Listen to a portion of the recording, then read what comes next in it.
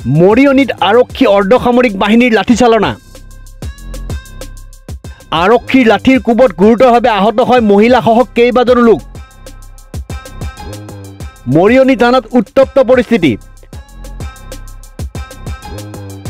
উল্লেখযোগ্য যে কেইদিনমান পূৰ্বে হৰিজন কলনীৰ শম্ভু বাল্মীকি নামৰ যুৱকজনক হত্যাৰ অভিযুক্ত হত্যাকাৰী প্ৰদীপ সিধুক নিজৰ জিম্মাত বিচাৰি থানা তিনিআলিত ৰাইজে পথ অৱৰোধ কৰে। শুকুৰবাৰে হত্যাকাৰী প্ৰদীপ সিধুক কাৰ্বি আংলঙত গ্ৰেপ্তাৰ কৰিছিল আৰক্ষীয়ে। উত্তেজিত ৰাইজৰ একাংশই থানাৰ ভিতৰত প্ৰৱেশ কৰি আক্ৰমণৰ লক্ষ্য কৰি লয় অভিযুক্ত প্ৰদীপ সিধুক। আৰক্ষীয়ে পৰিস্থিতি নিয়ন্ত্ৰণৰ বাবে লাঠিচাৰ্জ কৰাৰ লগতে অৰ্ধসামৰিক বাহিনীও মোতায়েন কৰে। আৰক্ষীৰ লাঠিচালনাত আহত হয় মহিলাসহ কেইবাগৰাকীও লোক। মৰিয়নি থানাত উপস্থিত যোৰহাট জিলা আৰক্ষী অধীক্ষক, অতিৰিক্ত আৰক্ষী অধীক্ষক আৰু মৰিয়নি চক্ৰ বিষয়া।